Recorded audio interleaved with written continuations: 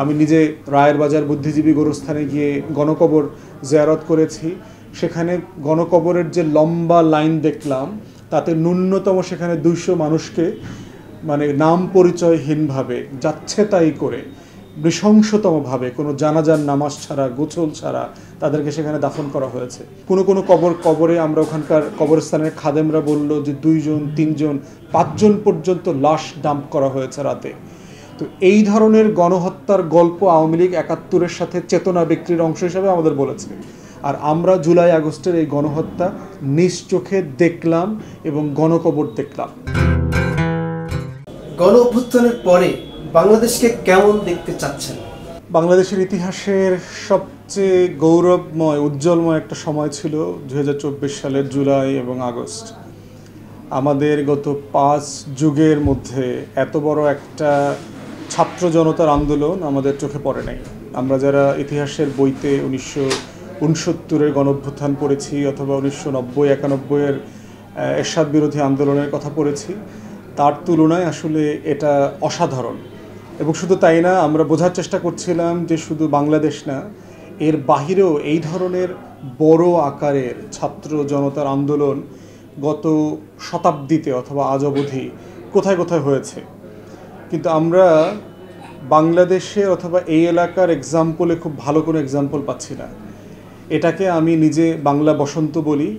এই বাংলা বসন্তের উদাহরণ দেওয়ার জন্য আরব বসন্তের উদাহরণ ছাড়া সাম্প্রতিককালের কোনো উদাহরণ আসলে মিলছে না। যেটা আমরা গত 2006, 7, 8-এর পরে আরব বিশ্বে দেখেছি যে তিউনিসিয়াতে যে একজন ট্রেডার যিনি নিজের গায়ে আগুন জ্বালিয়ে দিলেন প্রতিবাদ করবার জন্য, পুলিশম্যান যখন তাকে ভ্যানে করে তার ব্যবসাটা করতে দিচ্ছে না অথবা ঘুষ ছাড়ছে, তাকে যে রেগুলার ডিস্টার্ব করছে, যেটাকে আমরা এখানে ফেরিওয়ালা অথবা হকারদের রাস্তায় দখল করে ব্যবসা করবার জায়গাটা যেখানে দেখি আর কি। এরপরে তিউনিসিয়া থেকে এটা লিবিয়াতে, মিশরে, সিরিয়াতে এবং আরব বিশ্বের আরও অনেক জায়গাতে গিয়েছে। তো সেই যে একটা আরব বসন্ত আমরা দেখলাম এই শতাব্দীর শুরুতে, তারপরে এত বড় আন্দোলন আমার দেখা মতে, জানা মতে পৃথিবীর অন্য কোথাও হয় নাই।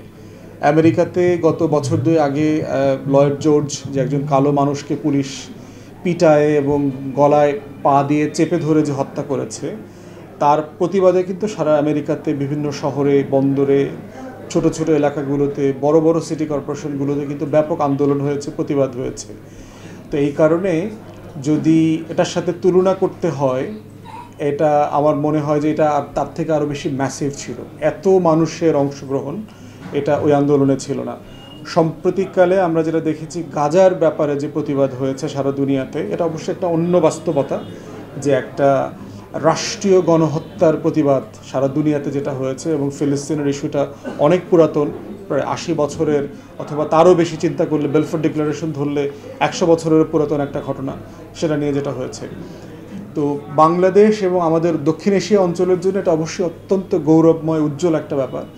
যেই তরুণ প্রজন্মকে আমরা অনেক সময় মনে করেছি যে তারা রাজনৈতিকভাবে সচেতন না, অংশগ্রহণ করছে না, শেখ হাসিনাকে ধন্যবাদ দিতে হবে এবং ফ্যাসিবাদী সরকারকে ধন্যবাদ দিতে হবে যে তারা 3 সপ্তাহের ভিতরে দেশের লক্ষ লক্ষ ফেসবুক ইউটিউবার এবং টিকটকারদেরকে রাস্তায় এনে প্রতিবাদী নাগরিক বানিয়ে দিয়েছে। 3 সপ্তাহের ভিতরে তারা প্রজা ছিল, প্রজা থেকে তারা দেশের মালিকানা দাবি করছে, যে দেশটা কারো বাপের না। ইটস এ হিউজ প্রোটেস্ট, যে দেশের মালিকানার দলিলটা আওয়ামী লীগ একটা জাল দলিল করে দখল করে নিয়েছিল। সেখান থেকে ছাত্র জনতারা নতুন করে এই মালিকানাটা আবার ফেরত নিয়েছে। অতএব এইটাকে আমরা দেখছি যে বাংলা বসন্তের সবচেয়ে অসাধারণ একটা জায়গা।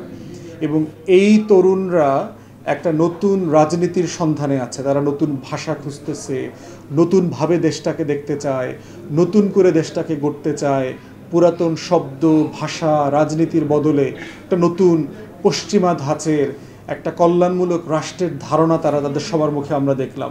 তারা সমস্যার সমাধান চাচ্ছে, তারা প্রতিবাদের বদলে চাচ্ছে যে একটা নতুন কিছু বাংলাদেশটা হোক, যে বাংলাদেশটা আর পুরাতন আমলের মতো থাকবে না।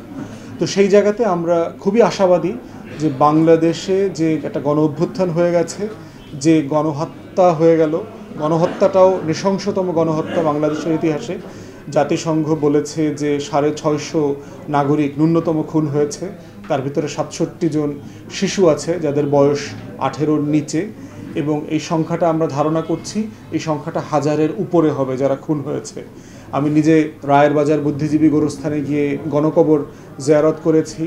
সেখানে গণকবরের যে লম্বা লাইন দেখলাম তাতে ন্যূনতম সেখানে 200 মানুষকে মানে নাম পরিচয়হীনভাবে যাচ্ছে তাই করে নৃশংসতমভাবে কোনো জানাজার নামাজ ছাড়া গোসল ছাড়া তাদেরকে সেখানে দাফন করা হয়েছে। বহু আত্মীয়স্বজনরা কিন্তু বলছে যে আমাদের ছেলের খবর পাচ্ছি না, আমার ভাতিজার খবর পাচ্ছি না, আমাদের যারা চাকরি করতো দোকানে নিম্নবিত্ত মানুষ তাদের অনেকের খবর পাওয়া যাচ্ছে না। কোনো কবরে আমরা ওখানকার কবরস্থানের খাদেমরা বলল যে 2 জন 3 জন 5 জন পর্যন্ত লাশ ডাম্প করা হয়েছে রাতে। তো এই ধরনের গণহত্যার গল্প আওয়ামী লীগ 71-এর সাথে চেতনা বিক্রির অংশ হিসাবে আমাদের বলেছে, আর আমরা জুলাই আগস্টের এই গণহত্যা নিজ চোখে দেখলাম এবং গণকবর দেখলাম। কিন্তু দুঃখজনকভাবেও সত্য যে বাংলাদেশের গণমাধ্যম তাদের যে জাতীয় দায়বদ্ধতা ছিল জনগণের কাছে সেই দায়বদ্ধতা তারা পালন করতে পারে নাই। তারা এই যে প্রত্যেকটা মানুষকে খুঁজে বের করা, প্রত্যেকটা মিসিং শহীদ আহত পরিবারকে খুঁজে বের করা, প্রত্যেকটা প্রতিবন্ধী পরিবারকে খুঁজে বের করা, যার হাত চলে গেছে, পা চলে গেছে, চোখ অন্ধ হয়ে গেছে, এই মানুষগুলোর প্রতি যে একটা দায় ছিল সেই দায় আমাদের গণমাধ্যম এখনও পালন করতে পারছে না।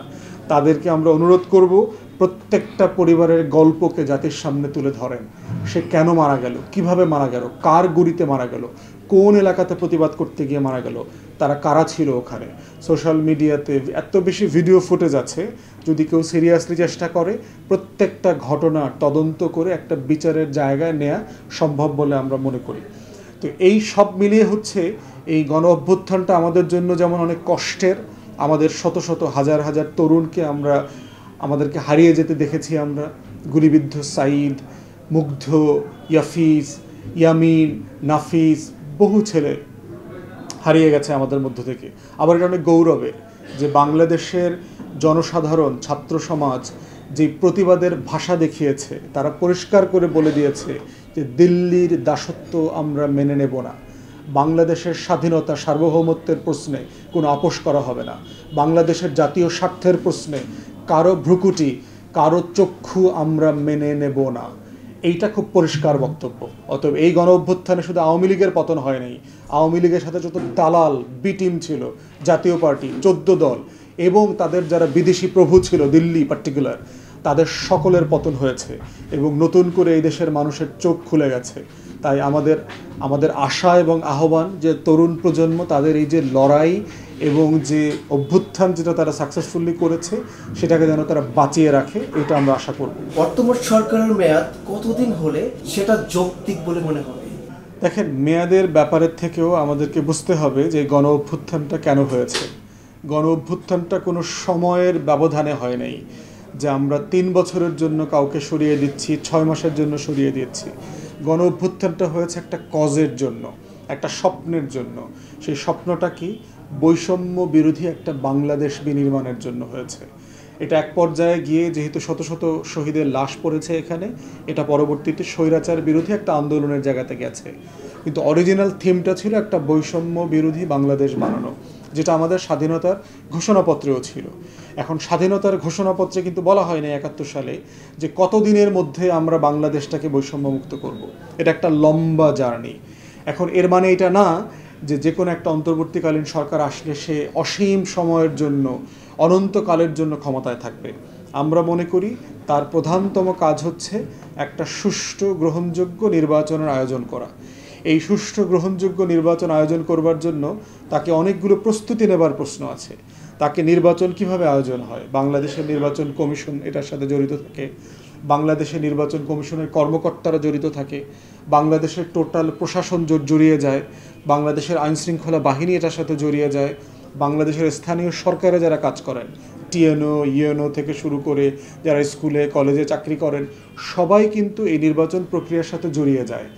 43,000 পোলিং স্টেশন যেটা আছে ভোট কেন্দ্রে 15 থেকে 17 লক্ষ মানুষ দরকার হয় কোনো না কোনো ফর্মে সরকারের। তাহলে সরকার কি সেই আওয়ামী লীগের অ্যাপয়েন্টেড লোকগুলোকে দিয়ে কি একটা নির্বাচন করবে? এই জন্য কি এটা গণ অভ্যুত্থান হয়েছে? সেই নির্বাচনটা কি এটা বৈষম্যহীন নির্বাচন হবে? আমরা মনে করি না। তাই আমাদের বক্তব্য হচ্ছে যে এটা 6 মাস, 3 মাস, 9 মাস, 1 বছরের মেয়াদের মধ্যে না থেকে বরং যেদিকে আমাদের ফোকাস করা দরকার সেটা হচ্ছে সংস্কার। যে নির্বাচন সুষ্ঠু গ্রহণযোগ্য করবার জন্য যে সময়টা নেওয়া দরকার, ন্যূনতম সময়, সেই সময়টাই নেওয়া উচিত। তবে এটার সাথে রাজনৈতিক দল, নাগরিক সমাজ, সুশীল সমাজ এবং ছাত্র জনতার একটা মতৈক্যের জায়গা থাকতে হবে। যদি এমন না হয় যে অন্তর্বর্তীকালীন সরকারের জন্য 2 বছর লাগতেছে কিন্তু রাজনৈতিক দলগুলো এই সময় দেবার জন্য প্রস্তুত না, সেক্ষেত্রে কিন্তু রাস্তাতে এই পাওয়ার হোল্ডার এবং স্টেক হোল্ডারদের সাথে একটা সম্পর্কের নষ্ট হওয়ার সম্ভাবনা থাকবে। তো সেক্ষেত্রে আমাদের বক্তব্য হচ্ছে সংস্কারটাকে লক্ষ্য করে এটা অর্জন করবার জন্য কাজ করতে হবে, যৌক্তিক সময় নিতে হবে, যারা স্টেক হোল্ডার আছে তাদের সাথে পরামর্শ করে বুঝাইতে হবে, যদি সময় বেশি নেওয়া দরকার হয় তাদেরকে বোর্ডে রেখে তাদেরকে সমঝোতার ভিত্তিতে বুঝায় শোনায় এই কাজটা করতে হবে। মূল কাজ হচ্ছে রাষ্ট্রের সংস্কার। আমাদের আইনশৃঙ্খলা বাহিনী, আমাদের সচিবালয়, আমাদের সশস্ত্র বাহিনী, আমাদের গোয়েন্দা সংস্থা, আমাদের স্থানীয় প্রশাসন সব কিছু ভেঙে গেছে। আমাদের দুর্নীতি দমন কমিশন, মানবাধিকার কমিশন, আমাদের নির্বাচন কমিশন, প্রেস কাউন্সিল যেটা আছে, প্রত্যেকটা জায়গায় এত দলীয় হয়েছে, আওয়ামী লীগ এত লেজে গোবরে করে দিয়েছে যে এটার কোনোটাই নির্বাচনকে গ্রহণযোগ্য করবার জন্য ফাংশনাল না। আমাদের গণমাধ্যম, প্রত্যেকটা গণমাধ্যম আওয়ামী লীগের যে দালালি করেছে গত 16-17 বছর, এই গণমাধ্যমকে দিয়ে একটা সুষ্ঠু নির্বাচনী ক্যাম্পেইন করা সম্ভব না, যারা প্রত্যেক রাজনৈতিক দলকে স্পেস দিবে তাদের গণমাধ্যমে। অতএব এটার একটা সংস্কার দরকার। এই মোদ্দা কথা হচ্ছে সবটা মিলায়ে আমি যখন একটা গ্রহণযোগ্য নির্বাচন করবার জায়গাতে আসব তখনই শুধু নির্বাচন হওয়া উচিত, এবং বাট সেক্ষেত্রে রাজনৈতিক দলগুলোর মতামত সমঝোতা খুবই জরুরি।